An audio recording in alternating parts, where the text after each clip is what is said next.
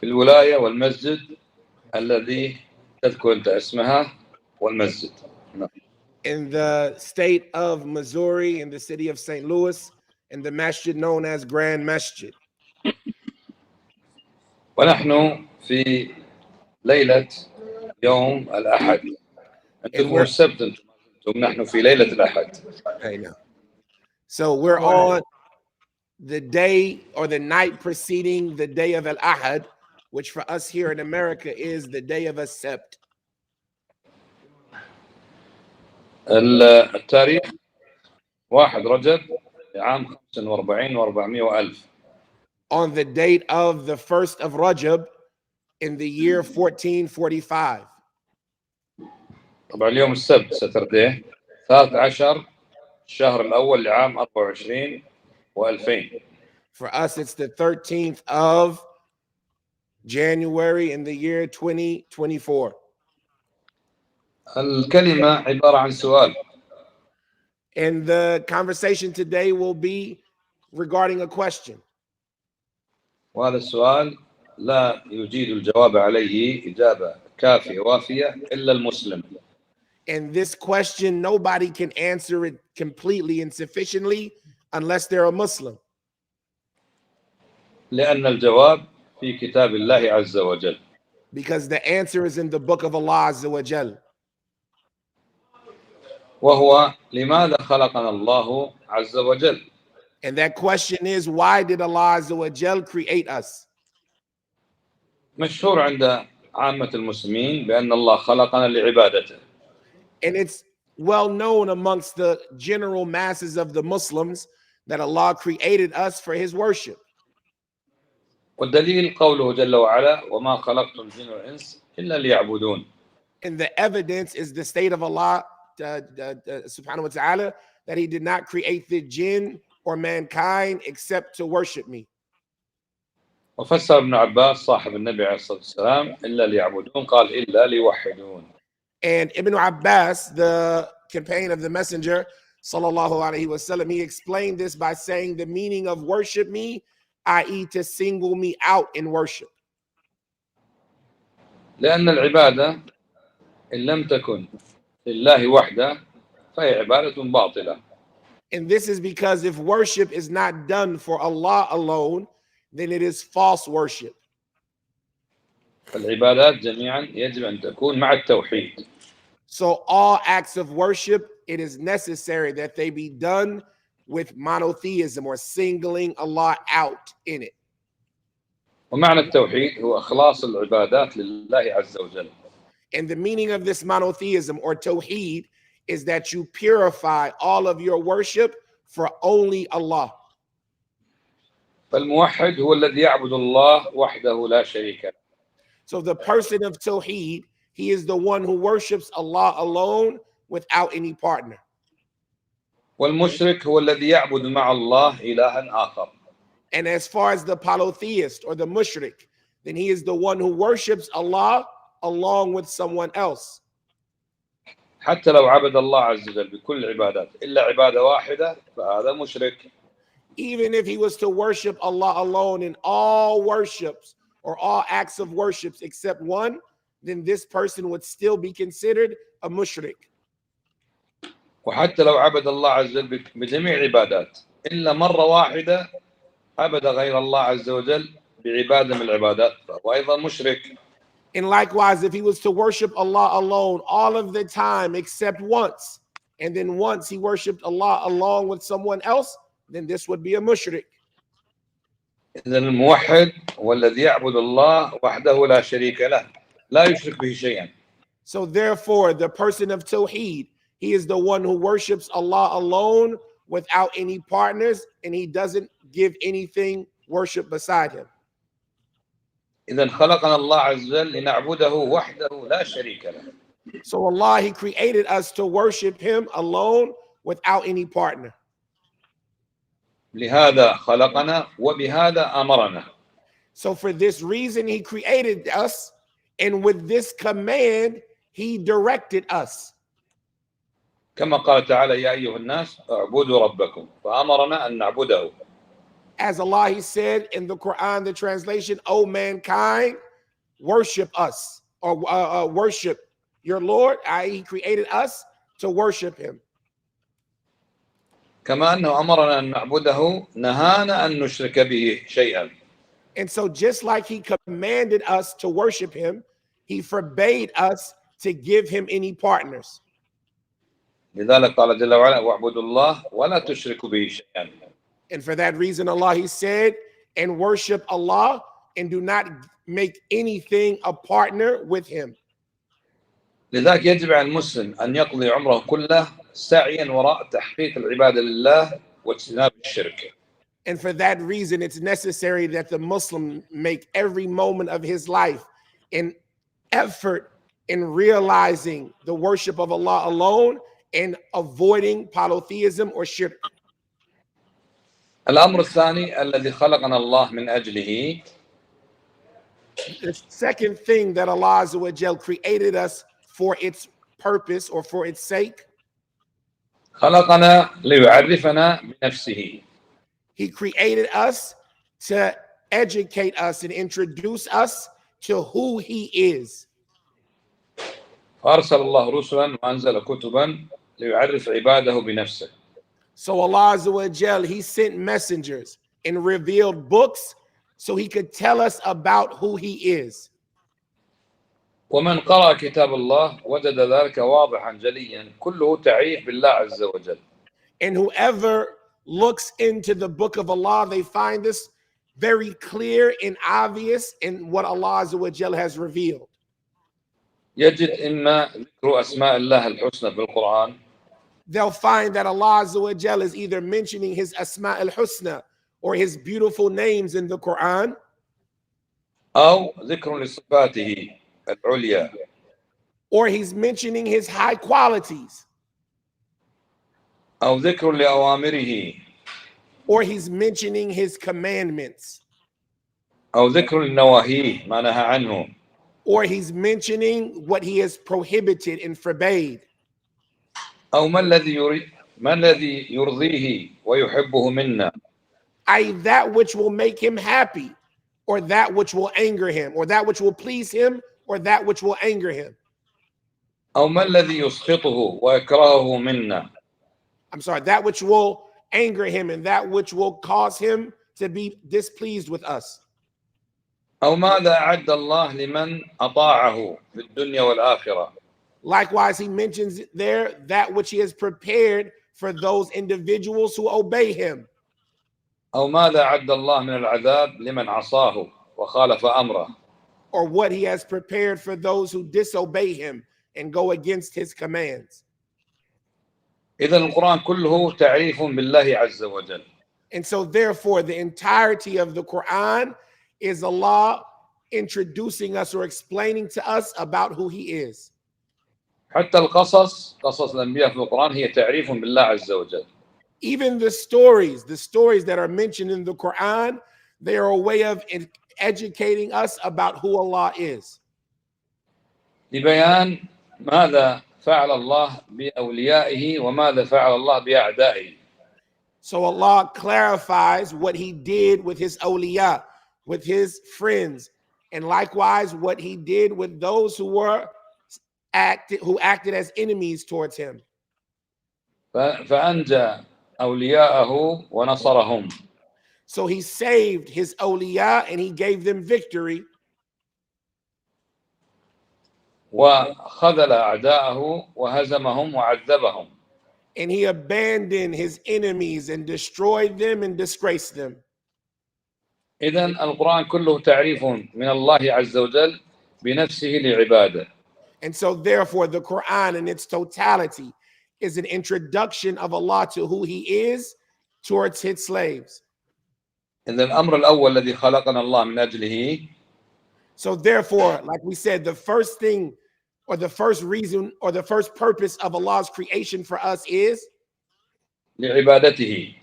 for us to worship Him. والأمر الثاني الذي خلقنا الله من أجله. And the second matter for which Allah created us, ليعرفنا بنفسه. so that He could tell us about who He is. ومن عرف الله عز وجل عبد الله. And whoever knows who Allah is, he worships Allah. ومن جهل الله عز وجل أشرك بالله وكفر بالله. And whoever is ignorant about Allah, then he gives partners to Allah and disbelieves in him. وكلما ازداد العبد معرفة بالله ازداد عبادة لله. And every time a slave increases in his knowledge about Allah or his awareness about Allah, then he increases in the worship of Allah. وكلما جهل الله عز وجل ازداد كفرا وشركا بالله. And as long and any time he increases in his ignorance about Allah, he increases in his disbelief in giving Allah partners. إذن هناك تلازم بين معرفة الله وعبادته. من عرف الله عبده ومن جهل الله كفر به وأشرك به. So therefore there is like this connected relationship between the two. Whoever knows Allah worships Allah, and whoever is ignorant about Allah disbelieves in Allah. يأمرنا الله عز وجل في مواضع من القرآن أن نعلم ما له من الصفات. Allah Azza wa Jal, he commands us in numerous places in the Quran to know about what he has from characteristics. كأن يقول اعلموا أن الله شديد العقاب وأن الله غفور رحيم. Like he would say, have knowledge that Allah is shadidul iqab, severe in his punishment, and that he is Ghafur Rahim. نعم. That he is forgiving and merciful. ويقول الله لتعلم أن الله على كل شيء قدير وأن الله قد أحاط بكل شيء علما. And likewise Allah says, so that you would know that Allah has ability over all things, and that Allah is encompass all things with his knowledge. يقول الله عز وجل لنبي محمد صلى الله عليه وسلم نبئ عبادي أخبر عبادي أني أنا الغفور الرحيم وأن عذابي والعذاب الأليم. The Prophet ﷺ, he said that Allah says نبئ عبادي, like inform my slaves that I am نبئ عبادي يا شيخ آسف. نعم أخبرهم. Inform my slaves. بقية الحديث. الآية نبئ عبادي أني أنا الغفور الرحيم وأن عذابي هو العذاب الأليم. Inform my slaves that I am forgiving and merciful, and that my punishment is severe. فيقول الله عز وجل اعلموا أن الله يعلم ما في أنفسكم فاحذروه. Likewise, Allah, he says, have knowledge that Allah knows what's inside of yourself, so be wary of him. والآيات كثيرة بل أكثر القرآن هو تعريف بالله عز وجل حتى يعبد وحده لا شريك له. And the ayat are abundant. Instead, the majority of the Quran is in this informing about Allah so that he will be worshipped without any partner. إذا لماذا خلقنا الله عز وجل؟ So therefore, why did Allah create us? لنعبده. So that we could worship him. ولنتعرف عليه. And that we could know about who he is. ومن عرف الله عز وجل عبد الله. And whoever knows Allah Azza wa Jal, then he worships him. ومن جهل الله عز وجل أشرك بالله. And whoever is ignorant about Allah Azza wa Jal, then he gives him partners. الأمر الثالث الذي من أجله خلقنا الله عز وجل. The third purpose for which Allah Azza wa Jal created us. للاختبار والابتلاء. To test us and to try us. كما قال جل وعلا الذي خلق الموت والحياة ليبلوكم أيكم أحسن عملا ليختبركم ويمتحنكم أيكم أحسن عملا. As Allah Jalla wa Ala, he said, the one who created life and death, liyabluwakum, to test you, i.e. to try you and to put you into test and trial regarding which of you is the best in his actions. والابتلاء يكون بالأوامر والنواهي فيأمرنا بكذا وكذا وينهانا عن كذا وكذا. And this test or this trial is with the commands and prohibitions. He commands us to do this or that, and he forbids us from doing this or that. كما يختبرنا أيضا بالنعم والنقم يعني المصائب. Just like he would try us with the punishments that we go through and the difficulties that we face. يبتلينا بالنعم لنشكر أو نكفر. So he would try us with blessings to see if we'll be grateful or unappreciative. ويبتلينا بالمصائب لنصبر أو نجزع ونكفر. And he'll try us with difficulties and afflictions to see, will we be patient or will we be flustered? وهذا حال المؤمن في هذه الدنيا، هو في اختبار مستمر. And this is the condition of the believer in this life. He is in a continuous trial بين النعم والنقم. between blessings and difficulties or hardships or torment. من أجل هذا خلقنا الله عز وجل. For this reason, Allah Azza wa Jal has created us. هذه ثلاثة أمور في كتاب الله. These three matters in the book of Allah, يتبين بها لماذا خلقنا الله عز وجل.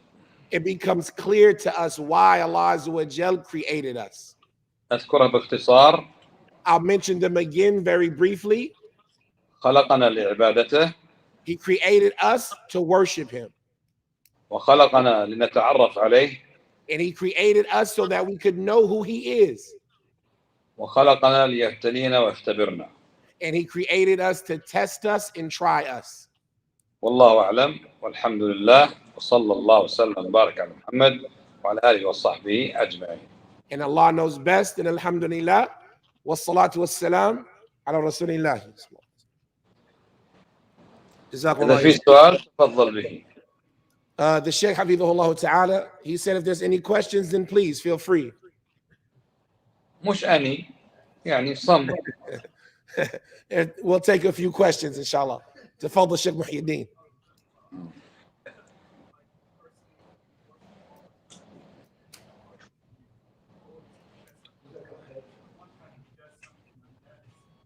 What he said? دقيقة شيخ آسف. 1 minute.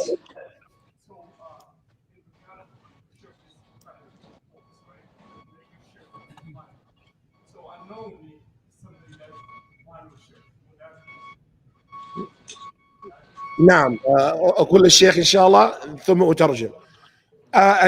يقول السائل بارك الله فيكم، ذكرنا أحسن الله إليكم أن الرجل يعبد الله يعني عبادة خالصا طول حياته، ثم إذا أشرك حبطت أعماله وهو صار من المشركين. ولكن عرفنا أن الشرك نوعان، شرك أكبر وأصغر. فهل إذا وقع في الشرك الأصغر يعني هل يعني يستلزم ذلك أن يكون من المشركين إذا وقع فيه هذه المرة؟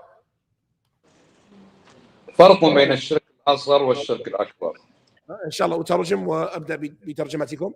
The questioner that asked the question was, we mentioned that a person will worship Allah sincerely to the best of his ability, but if he falls into shirk even one time, then he becomes from the mushrikeen. But we also know that there's shirk, major shirk and minor shirk. So if a person falls into this minor shirk, in spite of having worshipped Allah to the best of his ability, does the same thing apply to him that he becomes from the mushrikeen? The Shaykh Hafidhahullah Ta'ala, he responded, he began his response by saying, there's a difference between major shirk and minor shirk. طيب. الشرك الأكبر من خصائصه يختلف عن الشرك الأصغر أنه يحبط العمل وليس كذلك الشرك الأصغر. So regarding major shirk or major polytheism, from the unique things about it that distinguish it from minor shirk is that it completely invalidates all actions of worship. الشرك الأكبر يخرج الإنسان من الإسلام إلى الكفر وليس كذلك الشرك الأصغر. Likewise, major shirk expels a person from Islam into disbelief, and that is not the case with minor shirk. الشرك الأكبر يجعل المسلم يتبرأ من صاحب الشرك الأكبر، يتبرأ منه. الشرك الأكبر يجعل المسلم يتبرأ من يستوجب البراءة. أي نعم.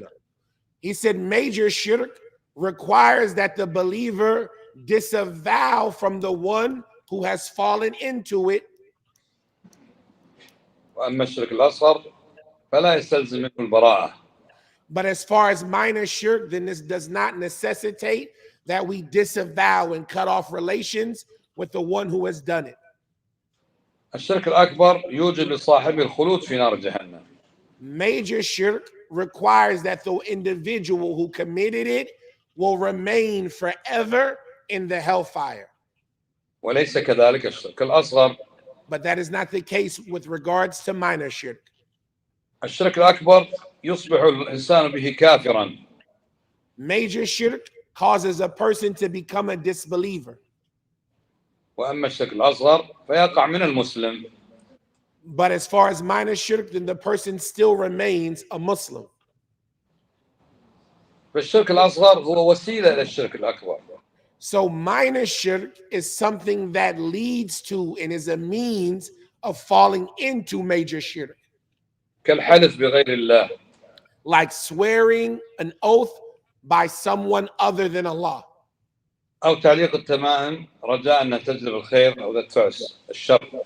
Or wearing amulets with the hope that it will bring about some good or push away and repel some evil. أو قول القائل لولا الله وفلان والمفروض يقول لولا الله ثم فلان. Or the statement of an individual, if it wasn't for Allah and so. What is necessary is that a person should say, if it wasn't for Allah, then so. إذن الشرك الأصغر هو عبارة عن أقوال وأفعال سماها النبي صلى الله عليه وسلم شركا. So therefore, minor shirk is referencing statements and actions that the Prophet sallallahu alaihi wasallam called them shirk. تؤدي إلى الشرك الأكبر وليست هي الشرك الأكبر. That lead to major shirk, even though they themselves aren't major shirk. بهذا يتبين لنا بأن من أشرك وحبط عمله هو إذا أشرك شركا أكبر وليس الشرك الأصغر. And like this, it becomes clear to us that the one who, if he commits shirk and his actions therefore become invalid, is the one who commits major shirk and not the one who committed minor shirk, and Allah knows best. Another one. تفضل. If that major shirk is this person is doing by الجهل, what about that? يقول أحسن الله عليكم إذا وقع في الشرك الأكبر جاهلا هل يستلزم أن يكون من المشركين؟ الأولى من هذا أن نقول إذا وقع في الشرك الأكبر نعلمه. So the question was, what if an individual falls into major shirk out of ignorance? Does he become from the mushrikeen? The Sheikh Hafidhullah Ta'ala, he said, what's a better question or a better thing to say instead of this is, if he falls into major shirk ignorance, we should teach him. فليكن همنا الأكبر أن نعلم الناس التوحيد وترك الشرك. So our main concern and what is actually important to us should be to teach the people Tawheed and to warn them about shirk. لا أن نشغل أنفسنا هل صار مشركا أو لم يكن مشركا. And it shouldn't be to busy ourselves and preoccupy ourselves with, has this person become a mushrik or has he not become a mushrik? لأن هذه من المسائل التي فرقت كثيرا من المسلمين. Because this is from the matters that have divided a large number of the Muslims. فهذا يقول من وقع في الشرك جاهلا صار مشركا. So this individual says, for example, whoever falls into major shirk out of ignorance, then he still becomes a mushrik. والآخر يقول إذا وقع في الشرك جاهلا ليس بمشرك. While the other says if he falls into major shirk ignorantly, then he is not a mushrik. ثم تفرق المسلمون بسبب هذا يعذر وهذا لا يعذر. And then the Muslims therefore become divided because of this. Does this one know or does he not know? ثم صار بينهم عداوة. And then there might come between them enmity. ثم اتهم بعضهم بعضا بالجهل. والإرجاء والخارجية ونحو ذلك. And then they might accuse and attack each other. One of them will call one a murji, or he'll attack him with the belief of the murji'ah. And the other one will attack the other, saying he has the belief of the khawarij. وهذا خطر كبير. And this is a major mistake. وللأسف ينتشر في بلاد الغرب. And unfortunately, this is something that is widespread in the Western lands. ولا يجدون من يفهمهم أن هذا لا ينبغي أن يكون بين المسلمين. And they don't find with them those who will educate them or allow them to understand that this is not suitable for the Muslims. من اقتنع بأحد القولين أو الرأيين فليقتنع بنفسه. Whoever has accepted one of those positions or one of those statements, then let his acceptance be for himself about that position. ولا بأس أن يناقش المسألة علميا ويقنع الآخر. And there's no harm if they discuss scholastically that topic with someone else and debate it. لا أن يعمل مع أخيه عداوة. Not to cause enmity with his brother over it. وليكن اهتمامنا بتعليم المسلمين ما هم عليه من الجهل بدل من المبادرة إلى تكفيرهم أو عدم تكفيرهم. But instead, our goal should be to educate the Muslims about that which they are upon from ignorance, instead of rushing towards expelling them from the religion or deeming them as mushrikeen. نعم. تفضل.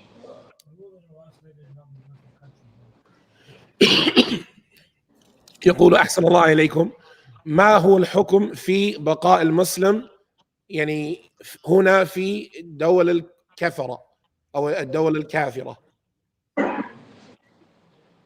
اليوم حتى بلاد المسلمين أصبح في بعض أجزائها بلاد كفار. So the question was, what is the ruling on us remaining here in the non-Islamic lands? The Sheikh Hafidhahullah Ta'ala, he said, unfortunately, we find that sometimes today, even in the Muslim lands, some areas have become non-Islamic.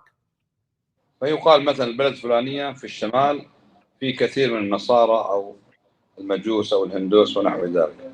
So they might say that in the northern region of a certain area, for example, there are an abundance of Christians or Persians, making it that type of land or something similar. المهم أن المسلم يقيم دينه. What is important is that the Muslim establishes his religion. وليس هناك من يمنعه من إقامة الدين. And that there not be anybody who is preventing him from establishing his religion. إذا وجد في بلد يمنعونه من إقامة دينه. If you find in a particular place or area those that prohibit you or prevent you from establishing your religion, في هذه الحالة يجب عليه أن يهاجر. in this circumstance, it's wajib that you make hijrah. وعلى المسلم أن يبحث عن البيئة الأفضل التي يستطيع أن يقيم فيها الدين هو وزوجته وأولاده. And upon the Muslim is that he look for the most suitable place for him to establish himself and his religion and for his family and his children. طيب عطنا السؤال الأخير. I want to sleep. The Sheikh Hafidhahullah Ta'ala, he said, give us one last question, inshallah. نحن في الليل وأنتم في النهار. It's nighttime for us and it's daytime for you. Alhamdulillah, أظن كفينا يا شيخنا بارك الله فيكم. كفيت الحمد لله. أحسن الله خلاص. إليكم. خلصنا. الله يبارك فيكم يا شيخ. الله خير. بلغ سلامي واحترامي لجميع الأخوة. نعم, inshallah. The Sheikh, he wanted to convey his salams and his respect or his appreciation to all of you. وجزاكم الله خيرا. بارك لك. وعليكم والسلام عليكم ورحمة الله وبركاته.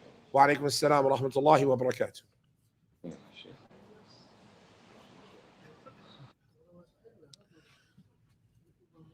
طيب إن شاء الله بهذا نكتفي إن شاء الله. و next week إن شاء الله Sunday.